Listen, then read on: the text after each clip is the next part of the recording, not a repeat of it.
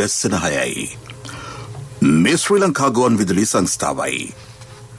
මෙන ප්‍රවෘත්ති සංස්කරණය කුමාරැල පාත ප්‍රකාශය සුජීව හර්ෂචන්ද්‍ර. පාස්කු ප්‍රහාරය පිළිබඳ අමාත්‍ය අනුකමිටු වාර්තාව අද ජනපති අතට. පාරිභෝජනයට අහිතකර පොල්තෙල් වෙළඳපොළට නිකුත් වී ඇති බවට පළවන වාර්තා පදනම් විරහිත බව ශ්‍රී ලංකා ප්‍රමිති ආයතනය පවසයි.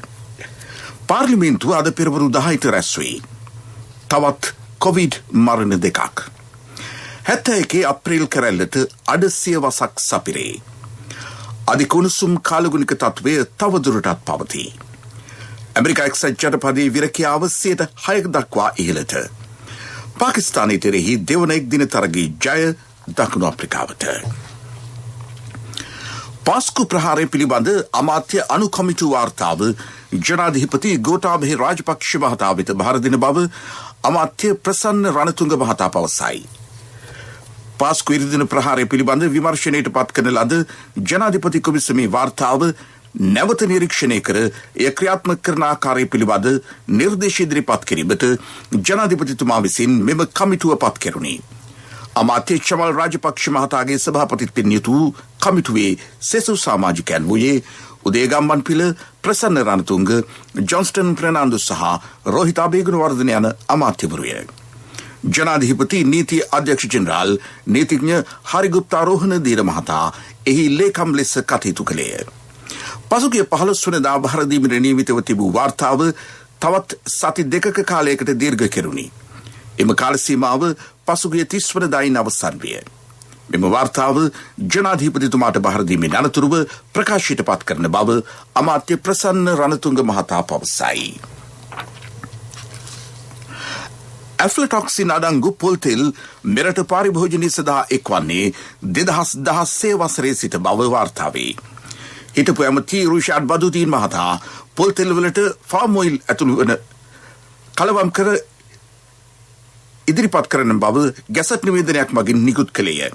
2017 වසරේදී පෙරාදෙණිය විශ්වවිද්‍යාලයේ සිදු කළ පරීක්ෂණයකින් ආනයනික පොල්තෙල් වල 76%ක මෙම විෂ පිළිකාකාරක අඩංගු බවට තහවුරු වී ඇතත් එම අවස්ථාවේ මාධ්‍ය ඒ පිළිබඳව කතා කර නොමැත. ඉතිහාසයේ ප්‍රථම වරට පිළිකාකාරක පොල්තෙල් ඇති බව ජනතාව දැනගත්තේ වත්මන් ආණ්ඩුව රජයේ ප්‍රමිති ආයතනය හරහා කළ පරීක්ෂණයක් හේතුවෙනි. එම පොල්තෙල් ජනතාවගේ පාරිභෝජනය සඳහා නිදහස් කර නොමැත. ඇෆ්ලටොක්සින් නැමැති දිලීරය බැඳුණු පරණ කොප්පරා යොදා ගනිමින් පොල්තෙල් සිඳීමෙන් මෙම පිළිකාකාරකය පොල්තෙල් වලට ඇතුළත් වේ. මේ නිසා රජයේ අනුමත ආනයනකරුවෙකුගෙන් හෝ නිවසේ සාදා ගන්නා පොල්තෙල් දෛනික අවශ්‍යතා සඳහා යොදා ගැනීම වැදගත් බව වෛද්‍යවරු පෙන්වා දෙති. මේ අතර ශ්‍රී ලංකා ප්‍රමිති ආයතනයේ තත්ත්ව ආරක්ෂණ අධ්‍යක්ෂ දීපා නීලකාන්ති මහත්මිය පෙන්වා දෙන්නේ ආනයනික පොල්තෙල් පරීක්ෂාව සඳහා ශ්‍රී ලංකා ප්‍රමිති ආයතනය සහ සෞඛ්‍ය අමාත්‍යාංශය ඉතා වගකීමෙන් කටයුතු කරන බවයි. ශ්‍රී ලංකා ප්‍රමිති ආයතනයත් සෞඛ්‍ය අමාත්‍යාංශයත් එක්ව මෑතකදී පරීක්ෂාවට ලක් කළ තෙල් තොග 6ක ප්‍රමාණිත වැඩියෙන් ඇෆ්ලටොක්සින් අඩංගු බව හඳුනා ගැනීම. ප්‍රමිතියක් නොමැති එම තෙල් තොග ප්‍රතිඅපනයනය සඳහා රේගුවට බහර දී තිබේ. එබැවින් මෙම තෙල් වෙළඳපොළ නිකුත් කර නැති බවට සාධක ඇතැයි ඔහු පෙන්වා දී. මිනිස් පාරිභෝජනයට අහිතකර පොල්තෙල් වෙළඳපොළට නිකුත් වී ඇති බවට මේ දිනවල පවන වාර්තා පදනම් විරහිත බවද ඇය පවසයි. මෙරට හඳුනාගත් COVID-19 ආසාදිත රෝගීන් සංඛ්‍යාව 93,425 දක්වා ඉහළයි. ඊයේ තවත් COVID-19 ආසාදිතයන් 122 දෙනෙක් හඳුනා ගැනුණි. ප්‍රතිකාර ලැබූ තවත් ආසාදිතයෝ 187 දෙනෙක් සම්පූර්ණ සුවය ලබා ඊරෝහල් වලින් සහ ප්‍රතිකාර මධ්‍යස්ථාන වලින් පිටව ගියහ. ඒ අනුව සම්පූර්ණ සුවය ලැබූ මෙරට කොවිඩ් ආසාදිත රෝගීන්ගේ සංඛ්‍යාව 90,208 දක්වා ඉහළ ගොස් තිබේ. COVID-19 ආසාදිත රෝගී මරණ 2ක් සෞඛ්‍ය සේවා අධ්‍යක්ෂ ජෙනරාල්වරයා විසින් ඊයේ තහවුරු කෙරින. මෙලෙස මරණයට පත්වැත්තේ පන්සේගම ප්‍රදේශයේ සහ මොරොන්තුර ප්‍රදේශයේ පදිංචි 79 හැවිරිදි කාන්තාවක සහ 61 හැවිරිදි පිරිමි පුද්ගලයෙකි. ඒ අනුව මෙරට කොවිඩ් ආසාදිත මරණ සංඛ්‍යාවද 581 දක්වා වැඩි වී තිබේ. මේ ප්‍රවෘත්ති ශ්‍රී ලංකා ගුවන් විදුලි සංස්ථාවෙන්.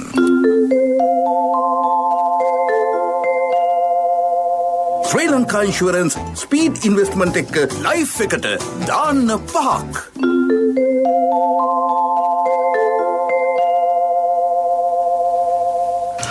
කොළඹ වරාය නගරයේ ආර්ථික කොමිසමට අදාළ පනත් කෙටුම්පත මේ වන විට ගැසට් කර ඇති බව සමගි ජන බලවේගයේ අජිත් පී පෙරේරා මහතා පවසයි. මෙය එක් රටක් එක් නීතියක් වෙනුවට එක රටක නීති දෙකක් හදන සහ රාජ්‍යයන් දෙකක් ගොඩනැගෙන ආකාරයේ ආණ්ඩු ක්‍රම ව්‍යවස්ථාවෙන් බැහැර බරපතල කෙටුම්පතක් බව ඔහු පෙන්වා දෙයි. මෙම පනත මගින් නීතිඥ වෘත්තියට පවා සීමා පනවා තිබේ. සාමාන්‍ය නීතිඥයන් සතු බලය වරාය නගරය තුළදී හිමි නොවේ. මේ පනත පිළිබඳව රටේ සියලු පුරවැසියන් අවධානය යොමු කළ යුතු බව විපක්ෂ නායක කාර්යාලයේ පැවති මාධ්‍ය හමුවකදී හෙතෙම සඳහන් කළේය. මේ ප්‍රකාශය සම්බන්ධයෙන් අදහසක් වන ජනාධිපති නීතිඥ යූ.ආර්. ද සිල්වා මහතා පෙන්වා දෙන්නේ අදාළ කෙටුම්පත පාර්ලිමේන්තුවට ඉදිරිපත් කිරීමෙන් පසුව එහි න්‍යාය පුස්තකයට ඇතුළත් කරන බවත් අනතුරුව ඒ සම්බන්ධයෙන් අධ්‍යයනය කිරීමේ අවස්ථාව ජනතාවට ලැබෙන බවයි. ව්‍යවස්ථාවට පටහැනි කරුණු එහි අඩංගු වේ නම් ඒ සම්බන්ධයෙන් ශ්‍රේෂ්ඨාධිකරණයට යාමට පවා ජනතාවට හැකියාව තිබේ. ඉන්පසුව ව්‍යවස්ථාවට පටහැනි ප්‍රතිපාදන එහි අඩංගුද ඇද්ද යන්න විමසා බැලීම ශ්‍රේෂ්ඨාධිකරණය මගින් සිදු කරනු ඇත. අනතුරුව සංශෝධනය වන පනත් කෙටුම්පත ජනතා ඡන්දයෙන් සම්මත කරගත යුතු අතර පාර්ලිමේන්තුවේ 3/2 ඡන්ද බලයක් හිමි විය යුතු බව යූ.ආර්. ද සිල්වා මහතා අවධාරණය කරයි.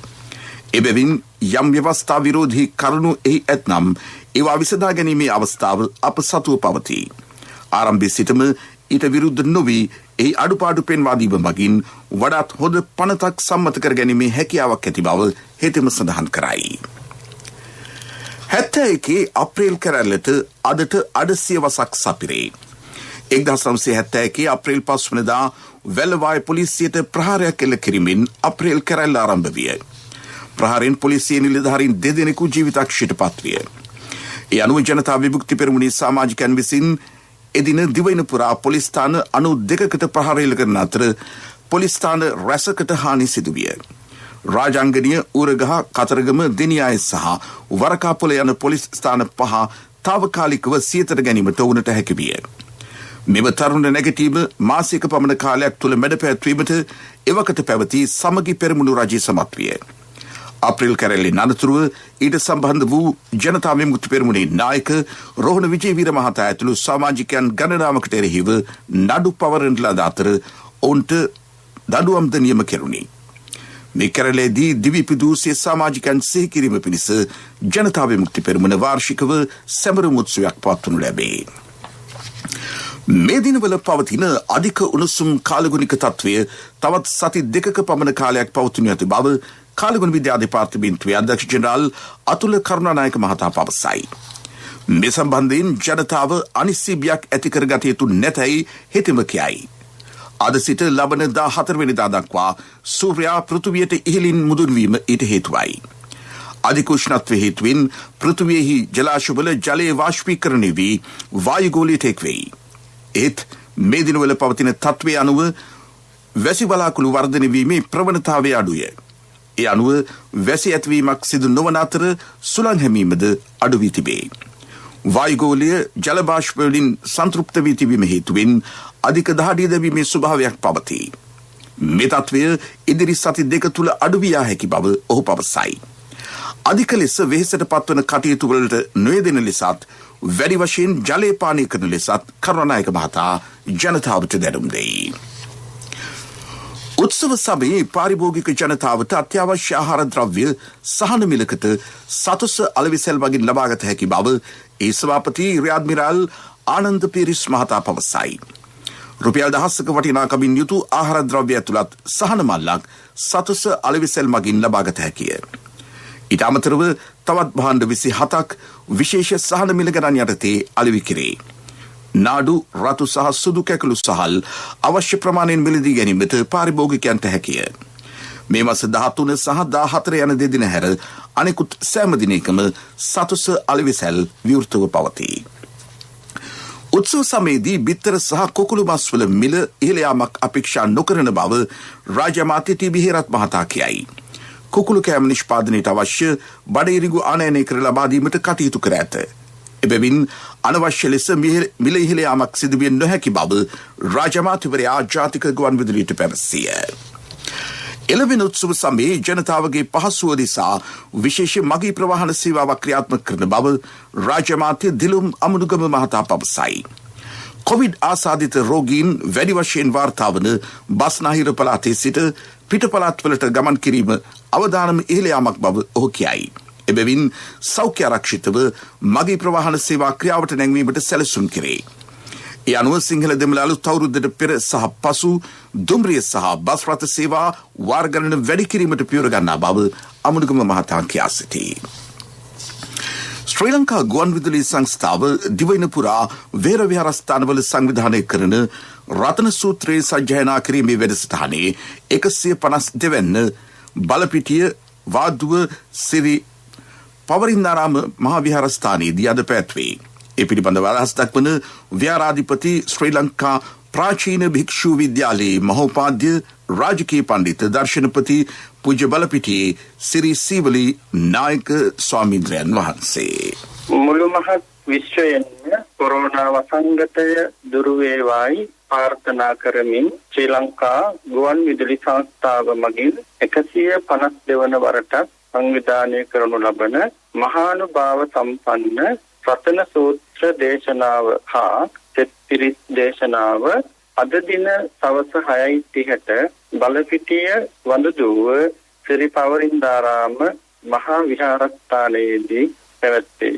ලෝක සත්‍යයාගේ හිතසුව පිණිස ලෝතුරා භාග්‍යවත් බුදුරජාණන් වහන්සේ විසින් දේශනා කරන ලද මහානුභාව සම්පන්න රතන සූත්‍ර දේශනාව හා සෙත් පිරිත් දේශනාව ශ්‍රවණය කොට සියල්ලෝම සත්‍යාන්තිය සලසා ගනිත්වා. තෙරුවන් සරණයි.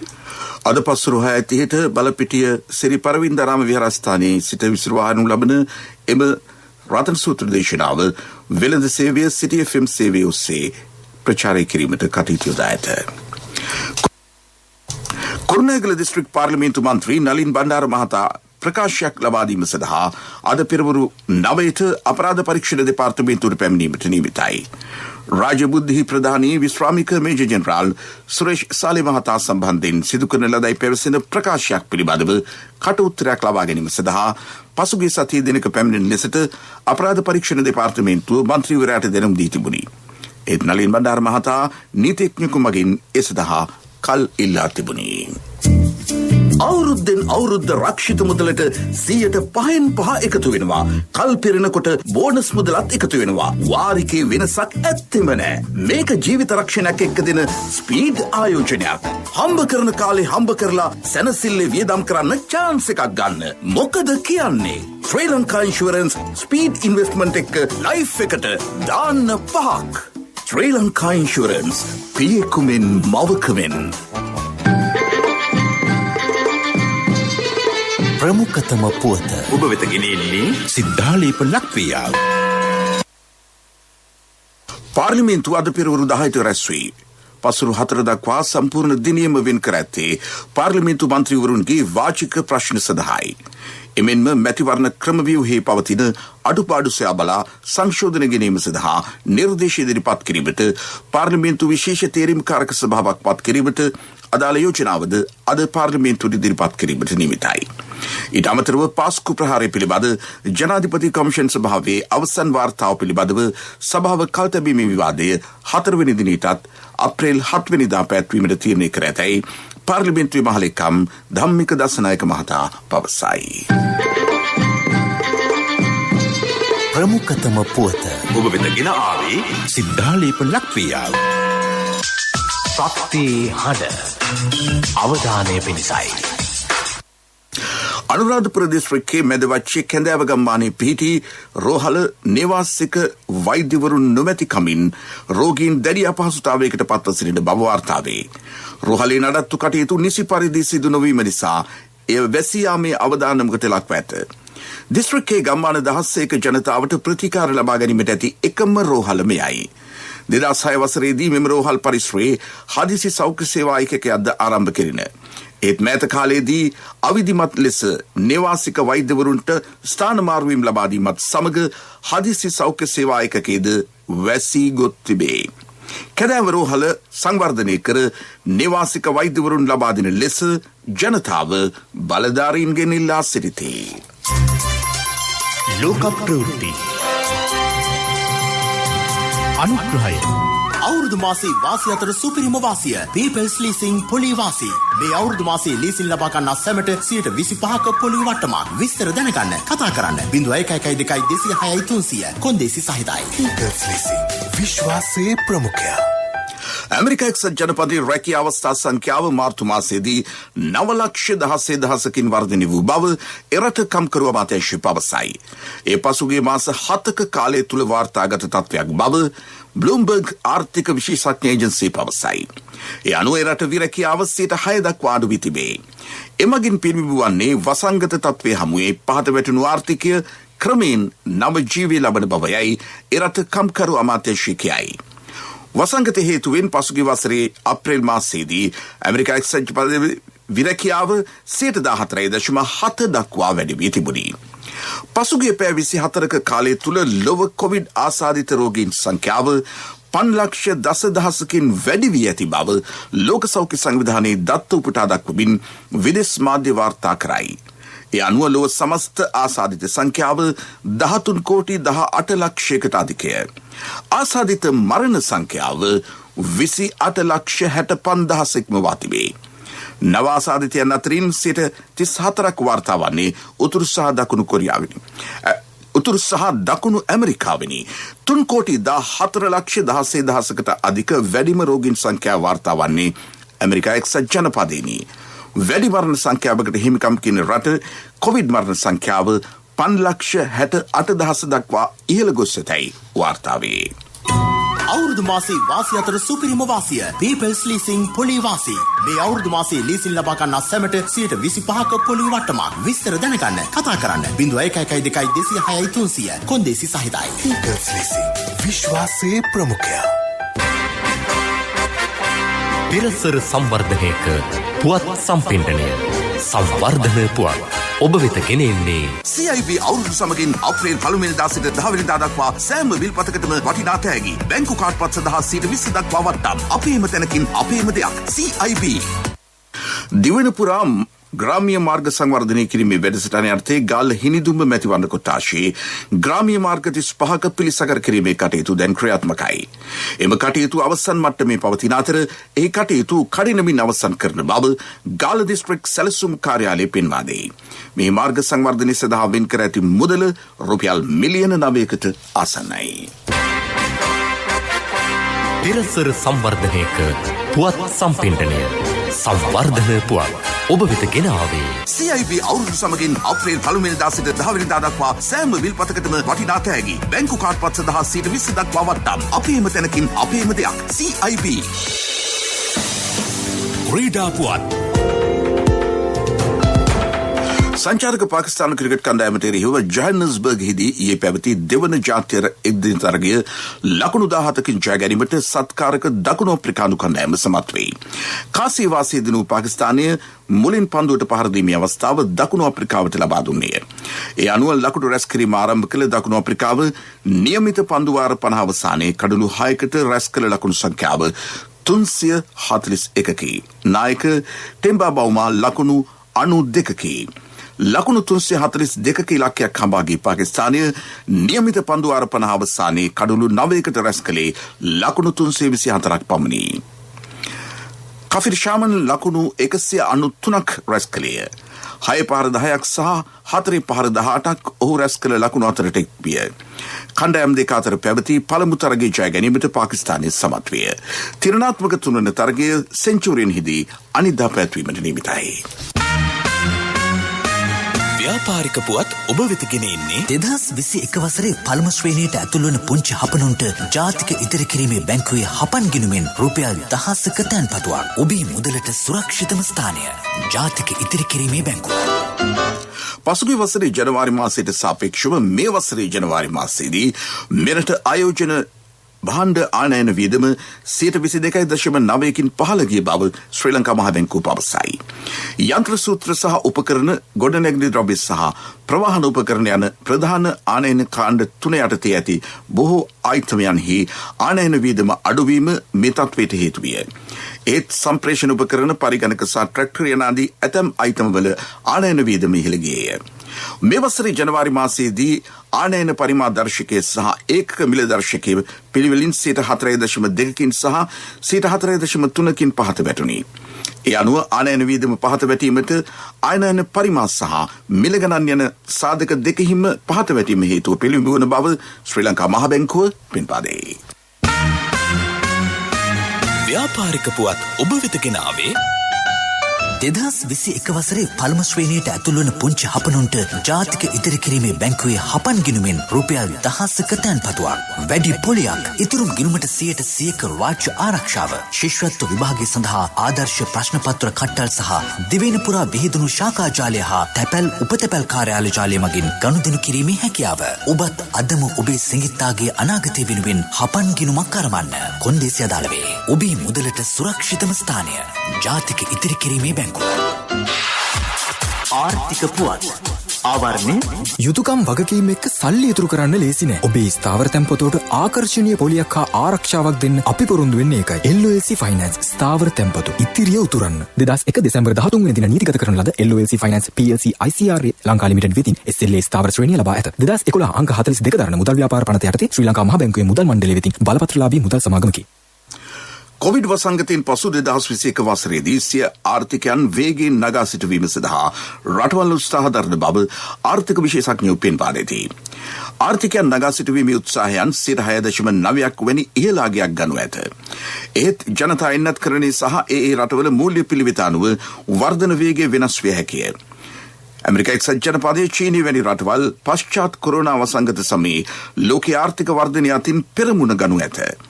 ජර්මනිය, ප්‍රංශය, ජපානය, බ්‍රිතාන්‍ය, ඉතාලිය, රුසියාව, බ්‍රසීලය සහ ඉන්දියාව වැනි රටවල අඩු ආර්ථික වර්ධන වේගයක් නිරීක්ෂණය කළ හැකි බව ඔහු පෙන්වා දෙති. මෙතන වැඩ කිරිගහට යන්න වගේලු. ඇත්තද මල්ලි? නැතුව ළමයිට උගන්වන්න, ගෙවල් හදන්න, ඉඩම් ගන්න. බිස්නස් කරන අයමයි ගොඩක් වෙනවලුනේ. ඔව්. අනිකන හැම කෙනාම දියුණු වෙනවනේ. අක්කලට නිසා කියන්නේ ත්‍රිවිල් එලෝපු මට වෑන් එකට පාර පෙන්නුවෙත් මෙතන ඉන්නේ. මේ තියෙන්නේ තැන. ඔබේ ඕනම අවශ්‍යතාවයකට සුදුසු මූල්‍ය විසඳුම් දෙන එන අය දියුණු වෙන අය එන LOLC සමූහය. එන්න දියුණු වෙන්න.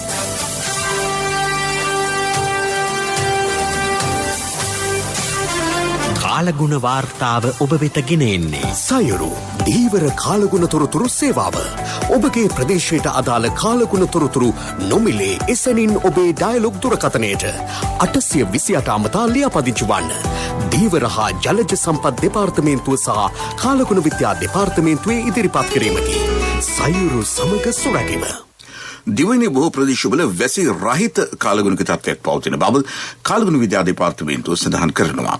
අද සිට ලබන 14 වෙනිදා දක්වා සූර්යා උතුරට ගමන් කිරීමේදී ශ්‍රී ලංකාව ආශ්‍රිත අක්ෂාංශික සීමාවන් ඍජුවම ඉහළින් පවතී. තෙල්වත්, බද්දේගම, දෙදියවල, මුලතියන, අගනුකොළ පැලැස්ස සහ උඩමලල ප්‍රදේශවලට අද දිනේ හිරි මුදුන්ම පවතින බව කාලගුණ විද්‍යා දෙපාර්තමේන්තුව පවසනවා.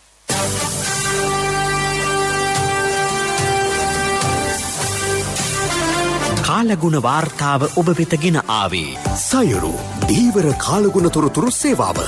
ඔබගේ ප්‍රදේශයට අදාළ කාලගුණ තොරතුරු නොමිලේ එසැනින් ඔබේ ඩයලොග් දුරකථනයට 828 අමතා ලියාපදිංචි වන්න. දීවර හා ජලජ සම්පත් දෙපාර්තමේන්තුව සහ කාලගුණ විද්‍යා දෙපාර්තමේන්තුවේ ඉදිරිපත් කිරීමකි. සයුරු සමග සුරැකීම. යලිසිරස්තල පාස්කු ප්‍රහාරය පිළිබඳ අමාත්‍ය අනුකමිටු වාර්තාව අද ජනපති අතට. පාරිභෝජනයට අහිතකර පොල්තෙල් වෙළඳපොළට නිකුත් වී ඇති බවට පළවන වාර්තා පදනම් විරහිත බව ශ්‍රී ලංකා ප්‍රමිති ආයතනය පවසයි. පාර්ලිමේන්තුව අද පෙරවරු 10ට රැස් වේ. තවත් කොවිඩ් මරණ දෙකක්. 71 අප්‍රේල් කැරැල්ලට අඩ සියවසක් සපිරේ. අධික උණුසුම් කාලගුණික තත්ත්වය තව දුරටත් පවතී. ඒ සමගින් උදැසන ප්‍රධාන ප්‍රවෘත්ති ප්‍රකාශය නිමවට පත් වනවා. අපගේ මෙම ප්‍රවෘත්ති ප්‍රකාශය www.slbc news.lk වෙබ් අඩවිය ඔස්සේද සවන් දිය හැකියි. මීළඟ ප්‍රවෘත්ති ප්‍රකාශය දහවල් 12:45ට.